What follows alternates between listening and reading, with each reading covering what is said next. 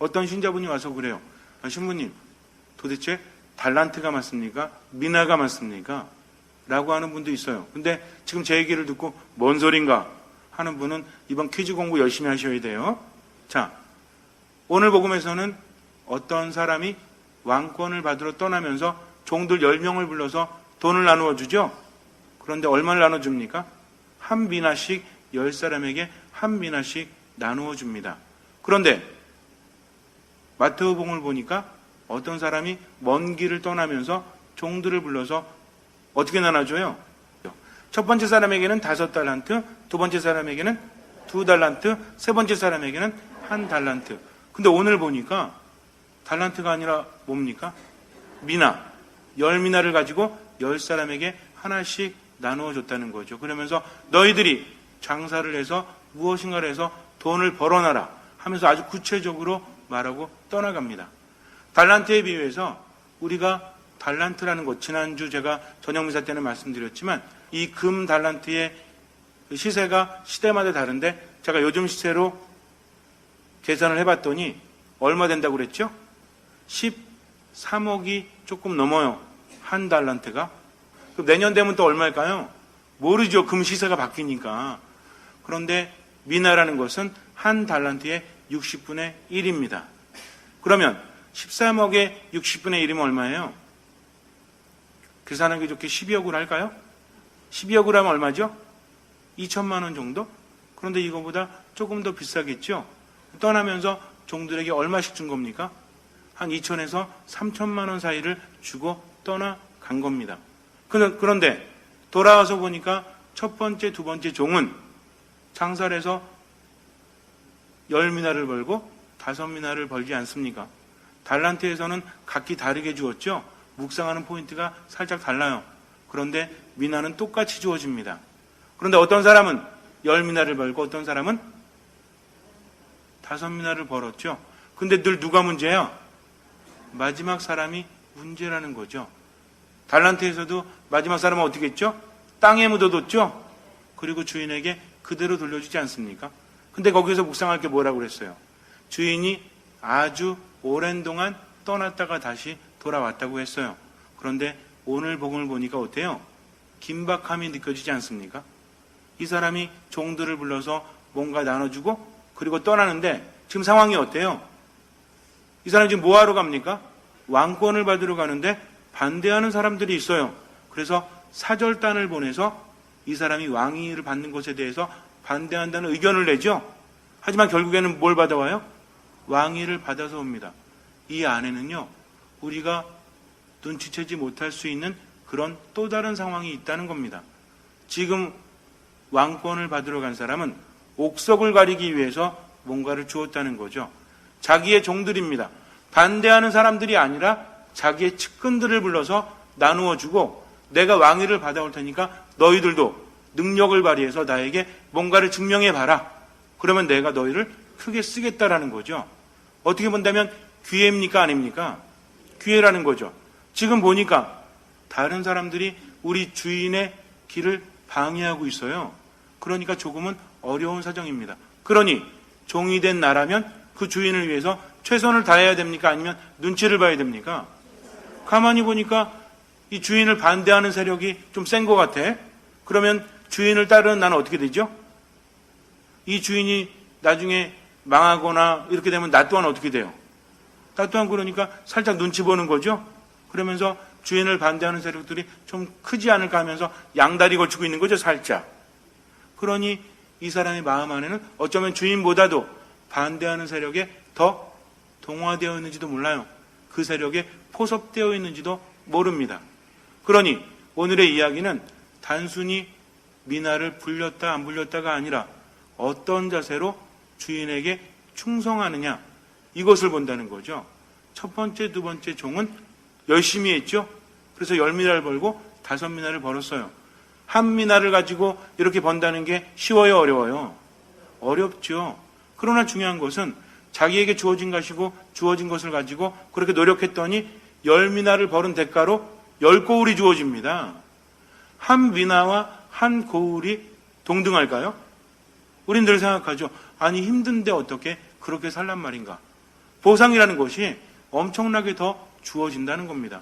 아까도 말씀드렸지만 한 미나가 얼마 정도? 2천에서 3천 사이라고 그랬죠. 그러면 한 마을을 다스릴 때는 이 2천에서 3천의 권한과 한 마을을 다스리는 권한이 비슷할까요? 그렇습니까? 어린 택도 없죠. 그런 정권을 위임받는 것은 한 미나로 10미나를 벌기도 어렵지만 10미나를 벌었을 때 10고울이 주어지는 걸 생각하면 그 보상이 더 대단하다는 겁니다. 그런데 중요한 건 단순히 10미나를 벌은 것이 아니라 최선을 다했다는 거죠. 누구 말씀입니까? 주인의 말씀이기 때문에 종은 어떻게 해야 돼요? 당신의 말씀이니 저는 따르도록 하겠습니다 하면서 불평할 시간에 최선을 다했다는 거죠. 근데 세 번째 종은 어떻습니까? 달란트에서도 그랬고 여기서도 그랬고 묻어놓거나 보자기에 쌓아놓고 주인에 대해서 어떻게 평하고 있어요? 뿌리지도 않은 데서 걷어가는 분이다. 그리고 냉혹한 분이다. 무자비한 분이다. 라고 표현하면서 그동안 뭐를 까먹었죠? 시간을 까먹고 있었다는 거죠. 그러니 주인이 와서 볼 때는 그 종을 쓰겠습니까? 쓰지 않겠습니까? 가장 중요한 건 뭐예요? 노력하다 까먹은 것도 아니고 기본적인 생각이 뭡니까? 주인에 대한 신뢰가 있어요? 없어요? 없잖아요 지금. 오히려 주인에 대해서 어떻게 생각해요? 무자비하다. 이거 누가 생각하는 거죠? 반대파들이 생각하는데 바로 주인의 종이 그런 생각이나 하고 있으니 이 사람은 쫓겨날 수밖에 없다는 겁니다. 그러면서 그것마저 빼앗겨서 있는 사람에게 더 주어지죠. 가끔 성경을 보면 이해가 안 되는 부분이 있어요. 많이 가진 사람은 더 많이 가질 것이요 적게 가진 사람은 있는 것마저 빼앗길 것이다 라고 하니까 요 대목 읽고 나서 아유 하느님 너무하신 거 아니야 라고 생각할지 몰라요. 앞뒤를 다 빼버리면 그렇죠. 그런데 오늘 보니까 열심히 충실하게 살아서 받은 것에 대해서 감사하면서 살아가다 보니까 더 많이 가지게 되었다는 것이고요. 적게 가진 사람은 왜 적게 가졌죠? 열심히 하지 않았기 때문에. 왜 열심히 하지 않았습니까? 감사하지 않고 순종하지 않고 겸손하지 않고 스스로 판단했기 때문에 그런 일이 벌어졌다는 거죠. 그러니 적게 가짐과 많이 가짐의 차이를 우리는 분명히 알아야 돼요. 우리가 세상을 살아가면서 많이 받았다 생각합니까? 많이 안 받았다 생각합니까? 많이 받았다라고 생각하는 사람이 많이 쓰겠어요? 아니면 적게 받았다고 생각하는 사람이 많이 쓰겠어요? 여기 쓴다고 하는 것은 베푸는 것을 말해요. 내가 많이 가진 사람이 많이 쓰겠습니까? 아니면 많이 가지지 못했다고 생각하는 사람이 많이 쓰겠습니까? 요건 좀 달라요. 첫 번째 말이랑. 왜 다르냐면 내가 가졌다라고 생각하는 사람은 안 베풀지도 몰라요. 그러나 많이 받았다고 생각하는 사람은 많이 베풀 수 있다는 거죠. 왜? 나도 받았으니까. 그러니까 내가 가진 것에 대해서 하느님께 감사하는 사람만이 베풀 수 있고 하느님께서는 그것을 보신다. 믿음이라는 것은 열매를 보고 알 수 있다고 그랬죠. 내가 하느님의 말씀을 들으면서 인생에 대해서 깨달아가는 사람들, 그런 사람들의 삶은 같을까요? 다를까요? 맨날 뭔가 청하면서 여기가 용하다더라 저기가 용하다더라 찾아가는 사람들은 오히려 그 시간에 베풀지 못하잖아요. 하지만 거룩한 미사에 온전히 머물고 하느님께 뭔가를 받았다라고 생각하는 사람들은 어때요? 살아가면서 모든 것을 베풀면서 살아갈 수 있는 여유가 늘 넉넉하죠? 이런 사람들은 모이면 남 욕하겠어요? 아니면 하느님께 감사하겠어요?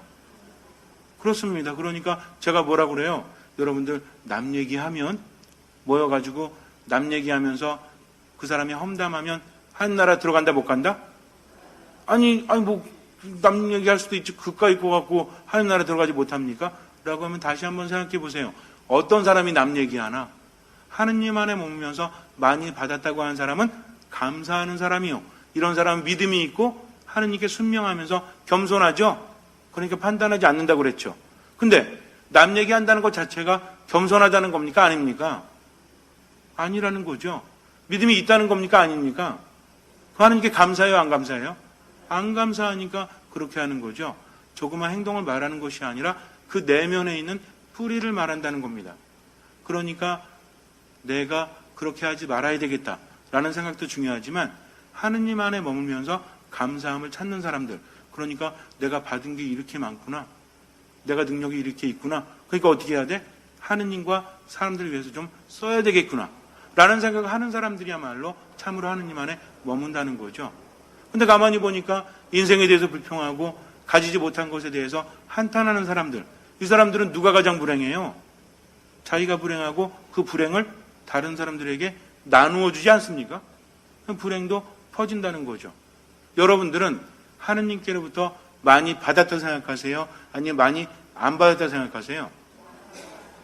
내게 숨이 붙어 있는 한 말씀을 묵상하고 그분의 일대로 하다 보면 나머지는 주님께서 이끌어 주시지 않습니까? 이런 자세로 삶을 살아간다면 주님께서 반드시 기적을 일으키시죠. 근데 불평하고 불만 가지면서 늘 얼굴 찡그리고 앉아가지고 그렇게 있으면 돼요, 안 돼요? 내가 불만을 갖는 그 순간 나 때문에 사람들이 힘들어져요. 그러나 하느님께 감사하는 그 순간부터 나로 인해서 사람들이 행복해집니다. 여러분들은 한 달란트를, 한 미나를 받았습니다. 작게 생각하지 마세요. 13억의 가치입니다. 3천만 원의 가치입니다. 그러니 그것을 키워나가는 것이 더 중요하지 않습니까? 혹시 집에 보자기에 뚫뚫 말아놓거나 아니면 앞마당에다 묻어놨다면 어떻게 해야 돼요? 당장 파세요. 그래서 그 재능을 가지고 하느님을 위해서, 다른 사람을 위해서 쓰도록 하십시오. 잠시 눈을 감으세요. 받은 것이 많습니다. 없는 것에 대해서 불평하기보다 받은 것에 대해서 감사하십시오. 그리고 하느님과 이웃을 위해서 베푸십시오. 주님께서는 그 믿음을 보시고 우리 삶에 놀라운 기적을 일으켜 주실 것입니다. 아멘.